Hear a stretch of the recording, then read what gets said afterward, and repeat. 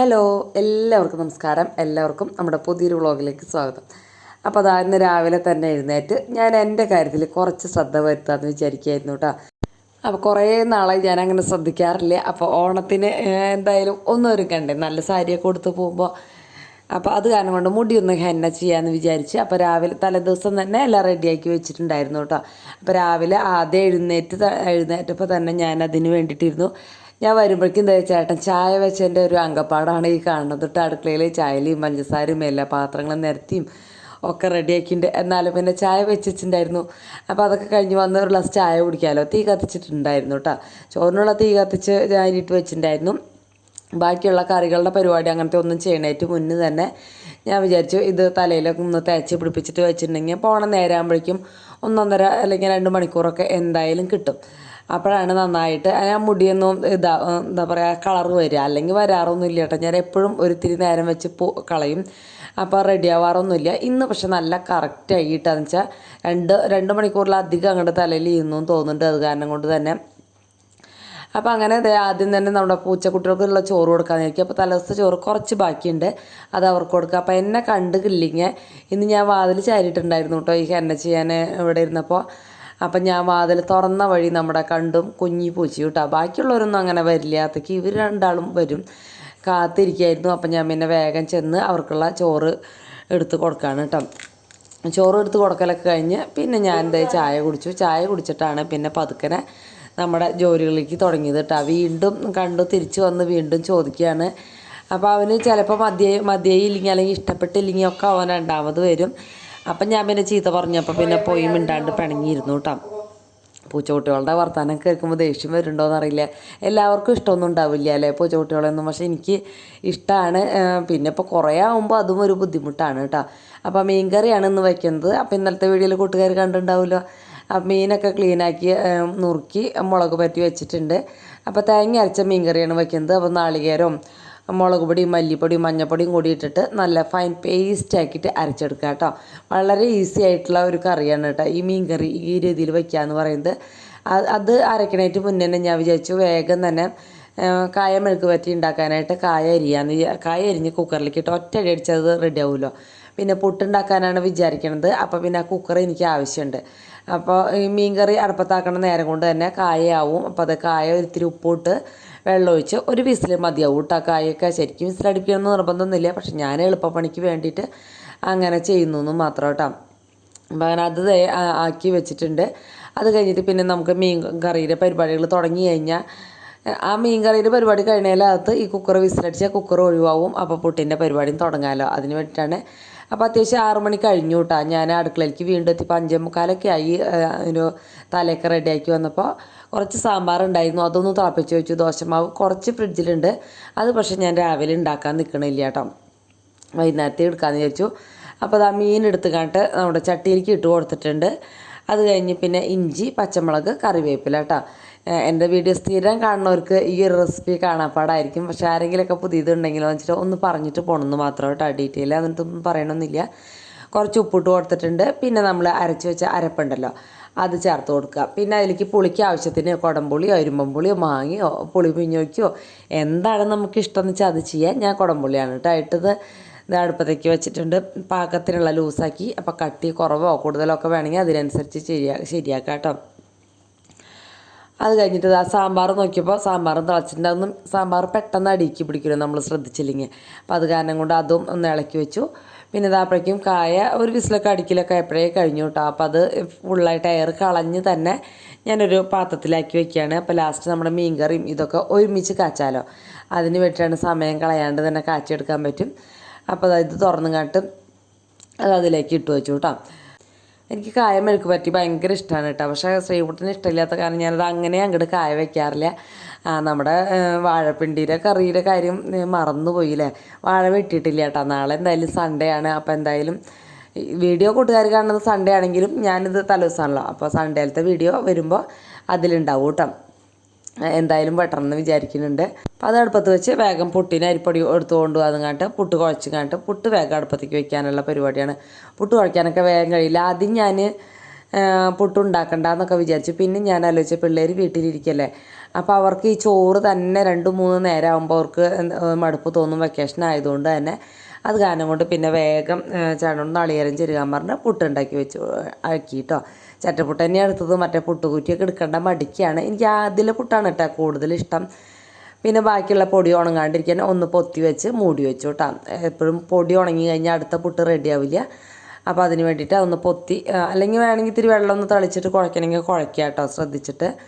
ഇതൊക്കെ വെച്ച് കഴിഞ്ഞ് വന്നപ്പോഴേക്കും നമ്മുടെ മീൻ കറി നന്നായിട്ട് തിളച്ചിട്ടുണ്ട്. അതൊന്ന് മിക്സ് ചെയ്ത് കൊടുത്തു.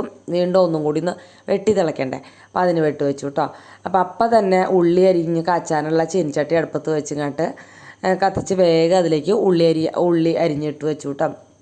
അപ്പം മീൻ കറി പാകാവുമ്പോഴേക്കും ഉള്ളി ഇവിടെ ഫ്രൈ ആവും. അതിന് വേണ്ടിയിട്ടാണ്. അപ്പോഴേക്കും പുട്ടായിട്ടുണ്ട്. പുട്ട് എടുത്ത് വെച്ചിട്ടുണ്ട്.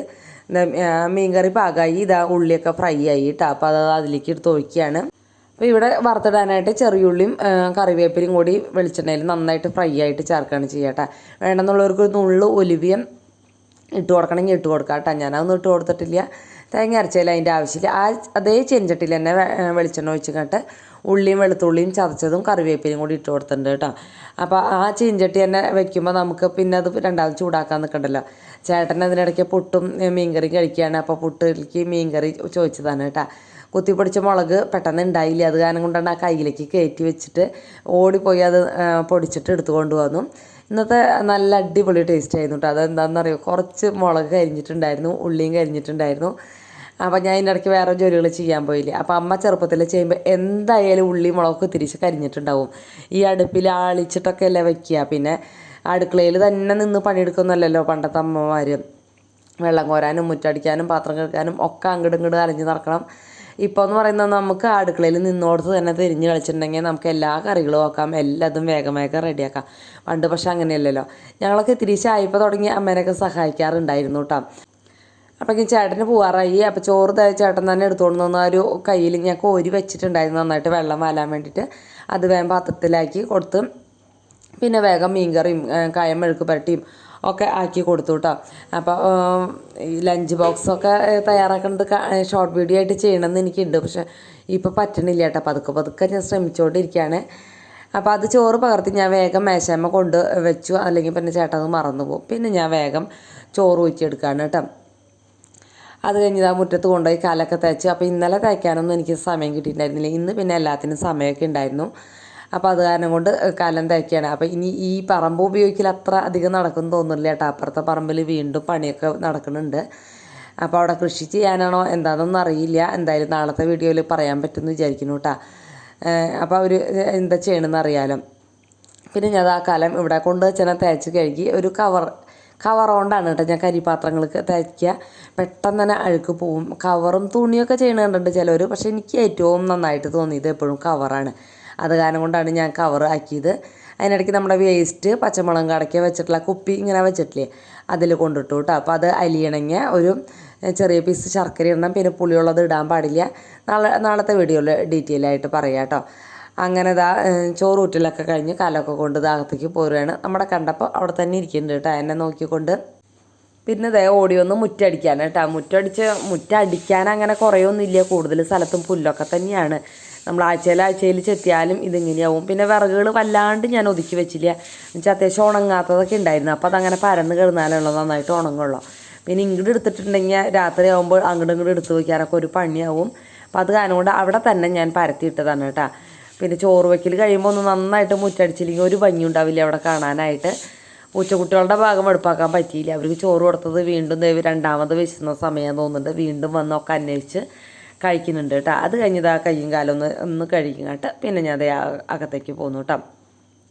പിന്നെ ചോറും കറികളും ഒക്കെ മൂടിക്കുക. അപ്പോൾ വൈകുന്നേരത്തേക്കും കൂടിയുള്ള ചോറും പുട്ടും കറിയും ഒക്കെ ആയിട്ടുണ്ട് കേട്ടോ. ഇനി വൈകുന്നേരം വേറെ വലിയ പണിയൊന്നുമില്ല. അത് കാരണം കൊണ്ട് തന്നെ വൈകുന്നേരത്തെ കാര്യങ്ങൾ ഞാൻ ഷൂട്ട് ചെയ്തിട്ടില്ല കേട്ടോ. എല്ലാ നേരം കാണിച്ചത് തന്നെ കാണിക്കണ്ടല്ലോ.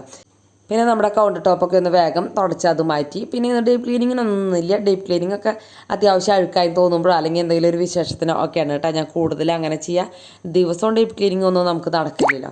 അത് കഴിഞ്ഞത് പാത്രങ്ങൾ കഴുകാനുണ്ടായിരുന്നു. അപ്പോൾ അതൊന്ന് വേഗം തയ്ച്ച് കഴുകി വെക്കാനുണ്ടാ. ഇന്ന് അവസാനം തന്നെയാണ് പാത്രങ്ങൾ കഴുകാൻ പറ്റുള്ളൂ. ഇടയ്ക്ക് കുക്കിംഗ് ചെയ്യണതിൻ്റെ ഇടയിൽ പാത്രങ്ങൾ കഴുകാൻ വെച്ചാൽ ലാസ്റ്റ് നമുക്ക് ഇത്രയ്ക്കധികം ഭാരമൊന്നും ആവില്ല. പക്ഷേ 10 മിനിറ്റ് മതിയിട്ടാണ് പാത്രം കഴുകാനായിട്ട്. അപ്പോൾ വേഗം വേഗം നമ്മൾ അടുപ്പത്തേക്ക് ആക്കുമ്പോൾ നമുക്ക് ആ പാത്രം കഴുകാനുള്ള ടൈം എന്തായാലും കിട്ടില്ല. അങ്ങനെ തേക്കലും പാത്രം കഴുകലും പിന്നെ സ്റ്റാൻഡിലേക്ക് വെക്കാൻ എളുപ്പമാണ് കേട്ടോ. വെള്ളം വന്ന് പുറത്തൊന്നും നോക്കണ്ട, അങ്ങോട്ട് കുളത്തിയിടല്ലേ വേണ്ടോ, താഴത്തേക്ക് ആ സിങ്കിലേക്ക് തന്നെയാണ് വെള്ളം വീഴുക. അപ്പോൾ എപ്പോഴും നമ്മൾ പാത്രം കഴുകണ സ്റ്റാൻഡ് പിടിപ്പിക്കുമ്പോൾ നമ്മളെ സിങ്കിൻ്റെ തൊട്ട് മേലെ വേണം കേട്ടോ പിടിപ്പിക്കാനായിട്ട്. ഓൺലൈനിലൊക്കെ വലിയ ഇങ്ങനെ ചതുർക്കട്ട പോലെ വെക്കണതൊക്കെ ഉണ്ട്. അപ്പോൾ അതൊക്കെ ആവുകയെന്ന് വെച്ചാൽ നമുക്ക് ഡവറുകളും ഒന്നും പിന്നിൽ പോയി കമത്താൻ നിൽക്കണ്ട, ഒക്കെ ഇവിടെ തന്നെ കമത്താം കേട്ടോ. പിന്നെ അങ്ങനെ പുട്ട് റെഡിയായി. 5 കഷ്ണം തികച്ചുണ്ടായിരുന്നില്ല കേട്ടോ. അങ്ങനെയാണ് പുട്ടുണ്ടാക്കിയത്. ഇപ്പം ഇടയ്ക്കൊക്കെ ഉണ്ടാക്കി ആ കറക്റ്റ് അളവ് കിട്ടി. കായ്ക്കാലൊക്കെ കഴിഞ്ഞു, അത് കാരണം കൊണ്ട് മീൻ കറി കൂട്ടി കഴിക്കാനായിട്ട് പറഞ്ഞു കേട്ടോ. അപ്പം മീൻ കറി കൂട്ടി കഴിക്കാൻ അങ്ങനെ കുഴപ്പമൊന്നും ഉണ്ടായിരുന്നില്ല, അവർക്ക് ഇഷ്ടപ്പെട്ടു. വൈകുന്നേരം ആയാലും അതൊക്കെ കൂട്ടി തന്നെ കഴിച്ചു. അങ്ങനെ ഇതാ കുക്കറൊന്ന് കഴുകി വെക്കുകയാണ്. അപ്പോൾ നമ്മുടെ അടുക്കളയിലത്തെ പണി ഏകദേശം ആയിട്ടുണ്ട്. പിന്നെ ഇതാ കിച്ചൺ ടവലും അതും ഒന്ന് ഊരിപ്പിഴിഞ്ഞും കണ്ടിട്ട് അവിടെ വെച്ചിടാൻ പോവുകയാണ് കേട്ടോ. അപ്പോൾ അത് നമ്മൾ അങ്ങനെ തന്നെ ഇട്ടാൽ വൈകുന്നേരം വരുമ്പോഴേക്കും ഒരു ബാഡ് സ്മെല്ലൊക്കെ വന്ന് ഒരു വൃത്തി ഉണ്ടാവില്ല.